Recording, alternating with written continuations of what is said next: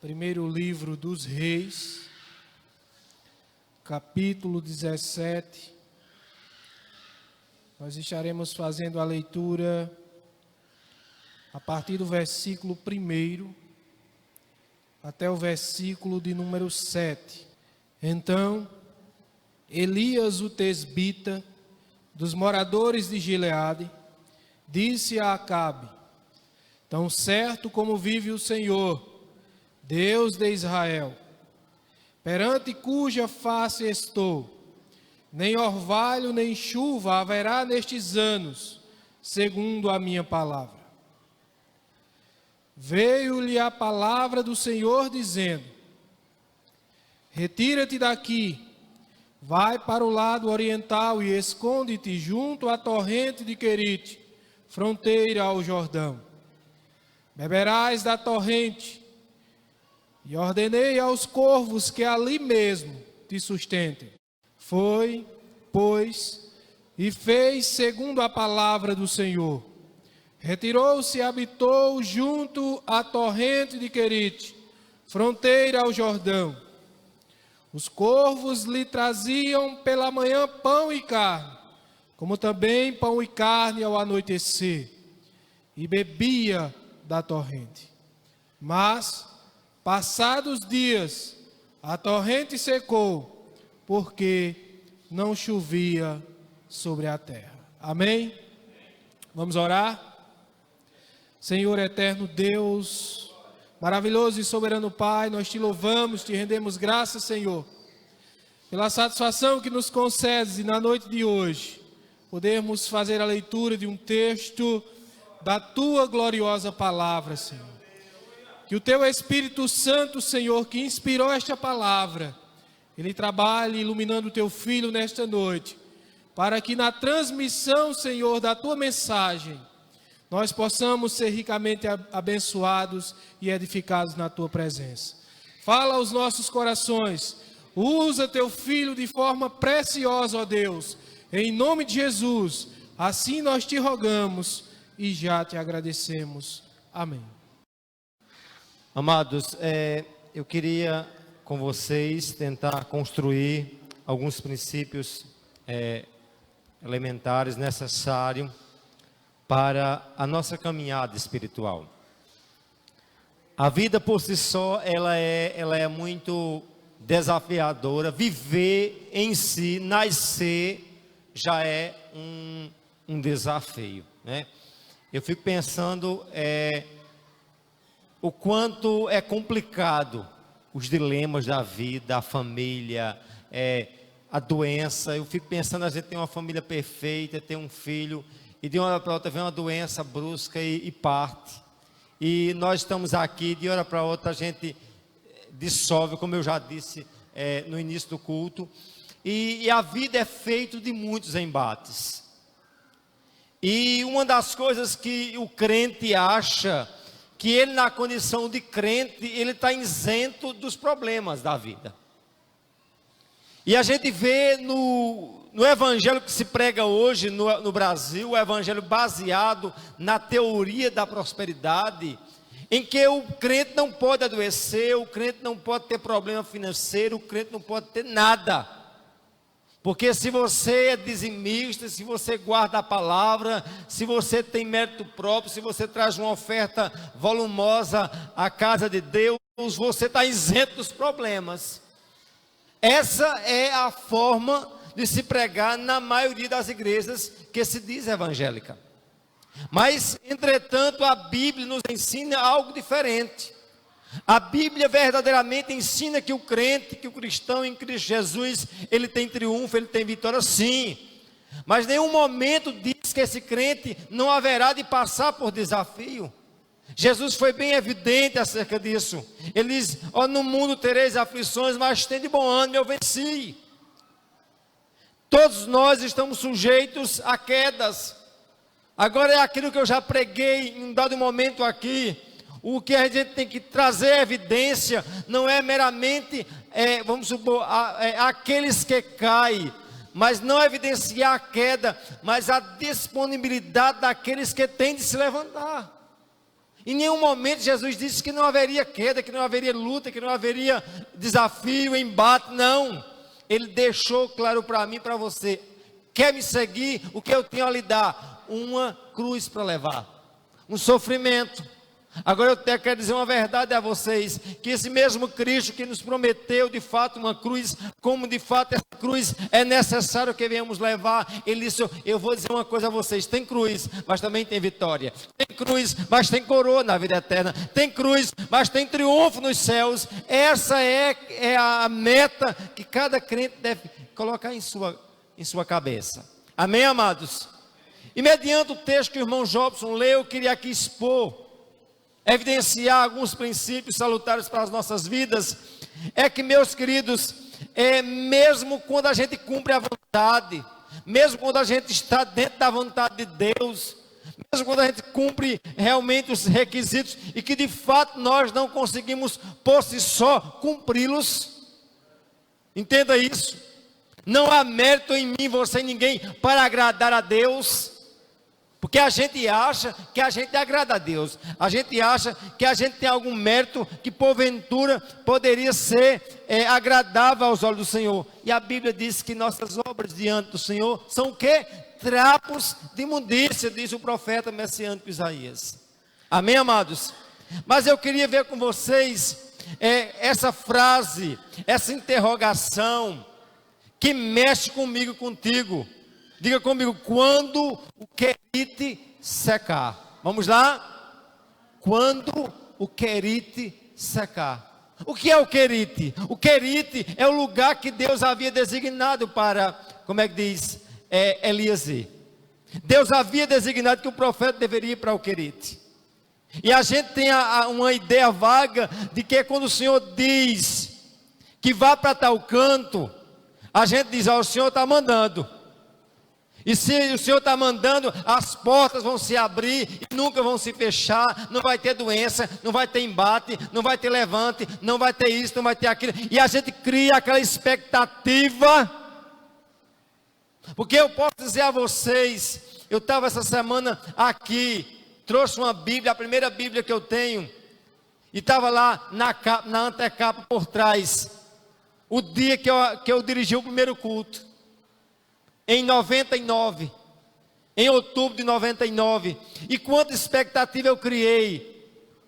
Você vai ser pastor, aí você imagina uma igreja sem dar trabalho, uma igreja que não lhe dá estresse, um povo que é tudo amável, um povo que é tudo convertido, e a gente começa a criar, e que Deus vai fazer isso, que vai curar, que vai levantar, que vai salvar muita gente, mas não mostra que no meio daquelas bênçãos, que de fato tem bênção, mas tem muito nó, meu querido. É como a ideia nossa diante do namoro, diante da paixão, da mocidade, e a gente acha que casamento não tem enfrentamento, que casamento não tem luta, que casamento não tem embate, enfim, tudo que de fato existe entre mim, em você e qualquer outra pessoa, de fato existe conflito. Existe desmantelo, existe problema. E eu quero dizer a você que o maior problema não reside nos outros, reside em nós mesmos. E Elias aqui nos faz pensar sobre esse algo dinâmico. Deus está mandando, sim. Mas se Deus está mandando, há enfrentamento, há batalha. Mesmo que o querite venha secar. E lembre-se que o querite era de Deus, que a porta era de Deus. Mas mesmo assim Deus permitiu que ela fosse simplesmente uma porta temporária. Nunca esqueça, nada nessa terra é eterno, tudo tem algo temporário. Nós estamos aqui, mas nós não somos daqui. Deus mandou o querite, mandou ir à fonte, mas aquela fonte tinha que secar, porque Deus tinha algo melhor em outro lugar, em Sarepta, para realizar através daquela viúva.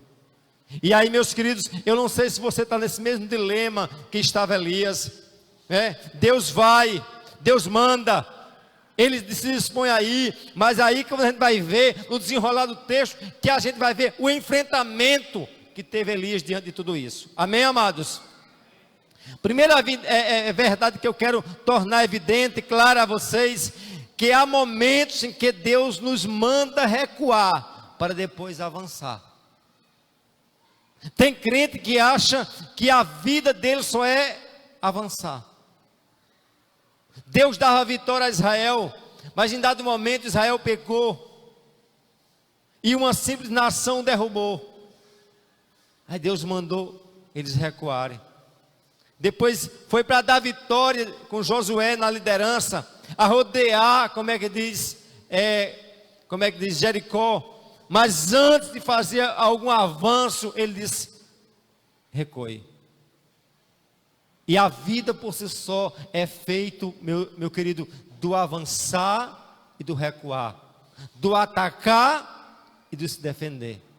Só que tem crente que só aprendeu a ser artilheiro, só aprendeu a ficar na banheira, esperando realmente um lançamento. Mas eu quero dizer a você que um verdadeiro jogador, ele joga lá na frente, mas ele tem que fazer a defesa também aqui atrás.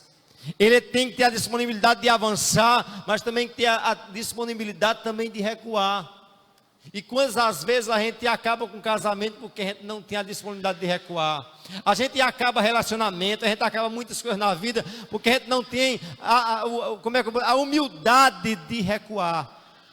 E aí a Bíblia deixa bem claro, meus queridos, que ele veja o que é que diz o verso 3 acerca de Elias. Ele diz: retira-te daqui, vai para o lado oriental, esconde-te junto à corrente do Querite, fronteira do Jordão. Repita comigo a palavra, diga: retira-te, esconde-te e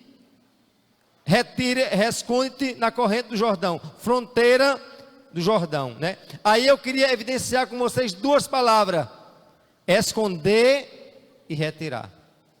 E a gente não quer viver escondido. A gente não quer viver por trás das cortinas. A gente quer viver sob os holofotes, sob as luzes, sob as câmeras, sob as ações. E aí o Senhor disse a Elias: Elias, ó, o holofote acabou, é hora de recuar. Elias, esconde-te, retira-te. Ora Deus manda a gente avançar, mas tem hora que Deus disse: olha, recue, é para recuar. Ah, pastor, mas Deus não é o comandante, vai à frente, vai, mas Ele manda a gente recuar. Ele manda recuar para quê? Para depois avançar. Nunca esqueça disso. A vida não é só feita de avanço, mas também a vida é feita de regresso. Não é só de progresso. E quantos realmente crentes hoje não tem compreendido isso? Ele não tem a disponibilidade de dizer: eu estou aqui com R$100, mas no lugar de eu gastar os R$100 no celular com um menino, ou R$1.000, eu vou investir vamos supor, num livro para ele. Aparentemente é um regresso, mas lá na frente vai ser um progresso. A gente quer viver hoje de forma instantânea. A gente quer viver os relacionamentos imediatistas. A gente quer viver as coisas do aqui e agora. Mas lembre de uma coisa: tudo na vida precisa de um amadurecimento. Já observou a geração de hoje? Uma geração infantil, sem amadurecimento. E olha para um cara e diz: mas rapaz, tu és um gagá, não tem experiência nenhuma. Mas esse gagá tem muito o que nos ensinar. Esses velhos que têm 60 anos, 70 anos, 80 anos, tem muito nos ensinar, tem experiência de vida. E aprenderam a avançar, mas em dado momento aprenderam a recuar. Quer vitória? Sim ou não? Nunca esqueça, em dado momento eu tenho que recuar para depois o que? Avançar. E aí a palavra de ordem para com Elias é o que? Diga comigo: retira-te. Vai para o lado oriental, esconde junto à corrente do Querite, fronteira do Jordão. Diga comigo: retira-te e esconde-te. Duas palavras que a gente não gosta: retirar, esconder-se. Não, eu não sou homem de se esconder, eu não sou mulher de se esconder. É assim que a gente quer fazer. Não. Em dado momento, eu tenho que regredir para depois o que? Avançar. Há momentos que Deus nos manda recuar para depois avançar. Amém, meus amados? Segunda verdade: Deus usa até o improvável para trazer provisão. Vamos lá? Deus usa até o improvável para trazer provisão. Qual é o improvável? O improvável é que Deus diz: olha, retira-te, sai daqui, esconde-te. E aí ele diz o quê? Olha, o verso 4. Beberás da torrente, ordenei aos corvos que ali te sustentem. Ele manda o improvável. Qual é o improvável? O improvável é mandar os corvos alimentar Elias. O que é corvos? Corvos é aves de rapina. Para trazer o que no bico? Para trazer carne. Onde é que você manda, né? Vamos supor, uma raposa tomar conta do galinheiro. Onde é que você vai dizer assim, olha, eu vou, Jobson, fazer uma coisa com você, mas eu vou mandar o quê? O leão trazer carne para você. Qual a tendência? É o leão comer a carne. Não é isso? Fazia igual um garoto lá em Santa Luzia. Ele transportava a comida de um determinado rapaz no Senhor. E a mulher mandava a carne, a marmita, no transcorrer da casa para a mercearia, ele comia a carne, parte da carne, chegava ainda com a boca melada, achava que não tinha espelho por certo, né? E não se dava conta que estava comendo a carne e que o velho estava vendo pela boca. Mas eu quero mostrar a você, meus queridos, que Deus faz coisas na minha e na tua vida que nem eu e você entende. Deus manda quem? Manda Elias se esconder. Manda Elias se retirar. E dizer, eu vou fazer uma coisa que você nem imagina o quê? Eu vou mandar corvos te alimentar. Eu vou mandar urubu, eu vou mandar aqui. Esse povo aí que trabalha com a carniceira em si. Não é? No sentido bem pejorativo. Vão te alimentar com carne. Deus faz coisas que nem eu e você entende. E são os improváveis de Deus, que Deus faz provisão. São coisas que nós nem imaginamos que Deus age, meus queridos. É aí que Deus faz. Deus faz isso. Deus levanta pessoas que você nem imagina. Quantas vezes a gente pensa que vem de uma forma, vem de outra. Eu tenho exemplo disso dentro da minha vida. Eu tenho exemplo disso dentro do meu ministério. Eu tenho exemplo dentro dessa igreja. Deus faz improvável para trazer provisão. E aí eu não sei, meus queridos, qual de fato a coisa impura, muitas vezes a coisa improvável, a coisa incerta que Deus vai levantar. Uma coisa eu sei, se Deus tem algo na minha e na tua vida, Ele é capaz de fazer levantar corvos, Ele é capaz de levantar coisas improváveis, coisa que eu não dou sentido, coisa que eu não dou valor, coisa que eu não tenho como explicar. Eu só sei que Deus faz. Eu só sei que Deus faz porque se Deus disse que está fazendo e que haverá de fazer, eu creio da forma que Ele está dizendo. Eu vou fazer o improvável acontecer para trazer provisão. Vocês lembram os desafios que a gente tinha nos 60 anos? Pagamos parte de conta, outros ainda estão para pagar. Mas Deus levantou uma pessoa, Jobs, com 400 reais, levantou outra com 100, com 50, e foi muitas dessas coisas que você viu aqui acontecendo. Foi tão belo, é muito, muito mais por trás dali. Existia a provisão de Deus, existia o improvável de Deus, existia Deus levantando, dizendo, vou fazer, vou agir. E eu te pergunto, o que é que nós temos para no dia 31 fazer um churrasco? Nada. O que eu sei ali, de fato, é sal grosso que tem ainda do ano passado, mas uma certeza eu sei, o Deus de provisão, o Deus tremendo, o Deus que faz, o Deus que age, o Deus do impossível, é capaz de fazer um churrasco, é capaz de fazer uma casa para mim como fez esse ano, é capaz de fazer coisas tremendas. Creia nisso,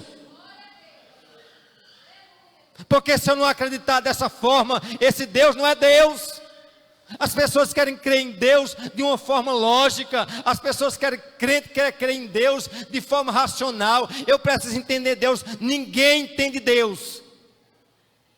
Se você entender o agir de Deus, Deus vai deixar de ser Deus, porque Deus sempre faz, muitas vezes, quebra todos os parâmetros.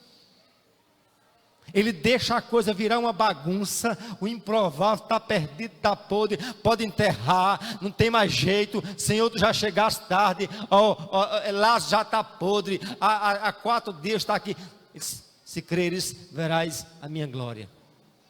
A situação pode estar em deterioração, pode estar perdida, pode estar insolúvel, mas saiba de uma coisa, o Deus do universo que estamos adorando nessa noite é o Deus do impossível.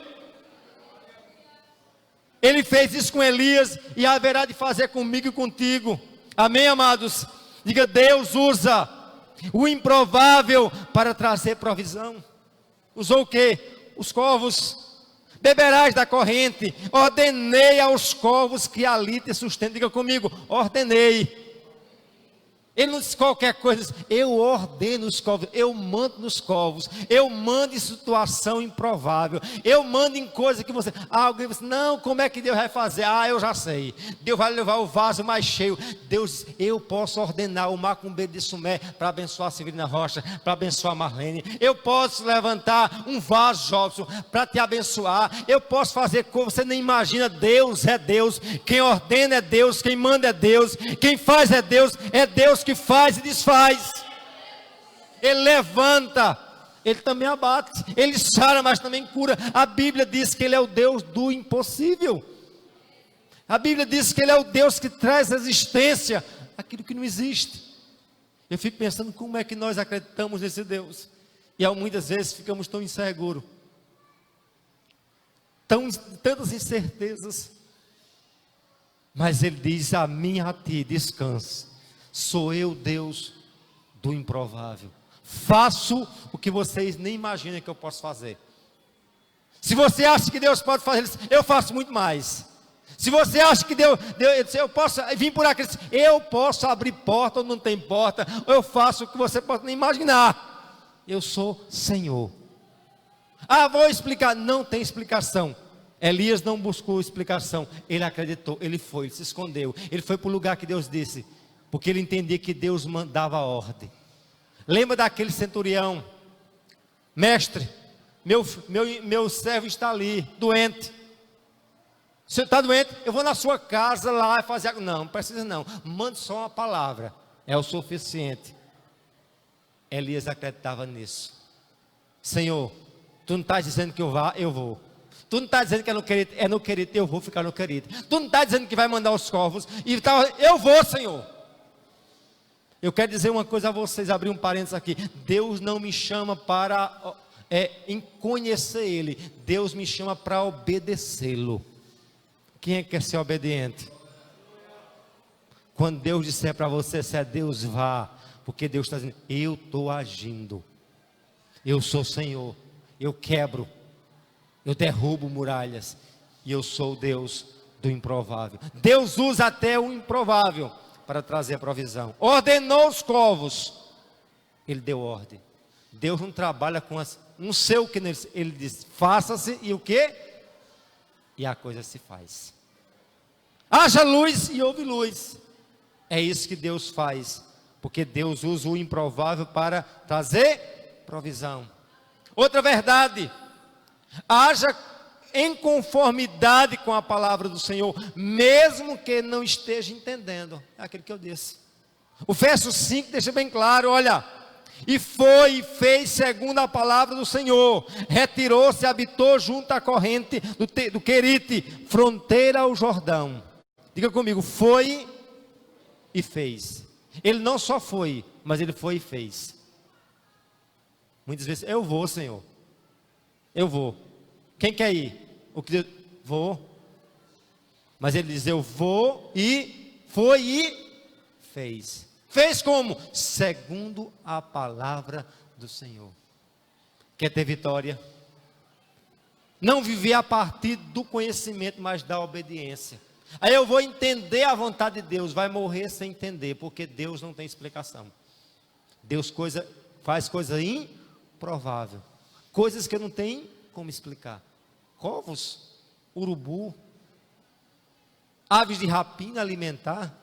Podia ser, não, eu vou mandar uma ave limpa. Vou mandar uma ave que não tem o que se discutir nesse. Vou mandar o que você. No translado ela podia ter engolido a carne. Mas Jesus disse, olha, quem está ordenando sou eu. Quem manda nesse corvo sou eu. Quem manda no comando do universo é Deus. A gente acha que Deus só tem vaso na igreja. Deus tem vaso no universo. É como ele está dizendo, os corvos, quem controla sou eu. A gente tem uma percepção errônea do limite de Deus. Deus não tem limite. Os corvos, Deus está dizendo, estou eu, ó. São rapina, mas sou eu que estou fazendo. Você dá para entender isso? Não sei se dá para entender. Eu só convido você a obedecer. Elias deixou bem claro. Elias fez isso. Foi e fez. Diga comigo, foi e fez. Segundo a palavra do Senhor. E fez o quê? Foi para os holofotes, foi para as mansões. Retirou-se para onde? Para o deserto. Para um lugar inóspede. Para um lugar que Deus vá lá. Mas eu quero dizer uma coisa a você. Tem corvo e tem querite, tem fonte. Alguém pode dizer, eita, é igual aquele, né? É só vitória, vitória, vitória, vitória, né? Mas a vida não é só vitória. Tem querite?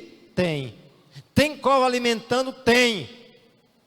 Mas o mesmo Deus que manda Elias ir para ali, ele faz o quê? Permite que a fonte seque. E aí, meus queridos, parece que o glória a Deus já não funciona mais, né? Eita, Deus está dizendo que tem uma fonte, glória a Deus. Deus está dizendo para mim, isso daqui é para mim, que vem aí, corvo aí, e Ele ordena os corvos, glória a Deus. Mas quando Deus está dizendo que o querite, que Ele disse que fosse para lá, Deus diz o quê? Secou. Tem porta de Deus que é porta provisória. Ele abre ali, mas é só para ali. Eu estava lembrando, há um ano atrás eu decidi a sair do emprego do Estado. Esse ano agora ganharam o 14º salário, né? Mas eu entendi uma verdade. Chegou a hora de eu entrar e chegou a hora de eu sair. Entenda isso, Deus muitas vezes bota você num ambiente, Ele abre a porta de escape, mas Ele fechou. E se Deus diz está fechando, é porque Deus diz está fechando. Se Deus está abrindo, é porque Deus está abrindo. Eu quero dizer, entenda, quando Deus mandar você ir, você vá. Agora quando Deus mandar você recuar, você esteja recuando, porque Deus é Deus. Tem querite que Deus abre, mas tem querite, Joninha, que Deus fecha. E Ele está dependendo agora sim, nas minhas mãos. Amém, meus queridos? E não é bom saber que o querido secou, não é isso? Ou é bom? Não é bom. Mas aí diz, olha, haja em conformidade com a palavra do Senhor, mesmo agindo em conformidade, mesmo fazendo, se escondendo, agindo mediante o que Deus havia designado, Ele manda para o querite, Ele vai ao querite, e diz o verso 7, olha, mas passando os dias a corrente secou, porque não chovia sobre a terra. Alguém pode dizer, não, o problema foi a chuva. Não, Deus que manda a chuva, poderia faltar a chuva, mas poderia a corrente ainda estar o quê? Jorrando. Mas Deus faz o quê? Deixa secar. E aí, dá para entender essas coisas de Deus? Quem é um sábio para me explicar nessa noite? Como explicar Deus? Como entender Deus? Como entender que Deus manda a gente ir para um canto e Ele mesmo fecha a porta quando a gente está lá? Dependendo 100% dele, dos corvos e do querite. Mesmo estando em obediência ao Senhor, enfrentaremos desafio. É isso que eu disse. Nós podemos estar em obediência, mas podemos estar em desafio. Já observou as qualidades de crente? Deus está abençoando Joninha, o homem está de carro, de casa nova, é bênção de Deus, é a mão de Deus. Aí quando você está na prova, diz, Léo está na prova, é a mão de Deus, é pecado. Muitas vezes alguém pode estar sendo próspero e não está o quê? Em obediência. E alguém pode estar em obediência na prova. Jó é um exemplo disso. Os amigos de Jó chegam, Jó, eu estou aqui, né?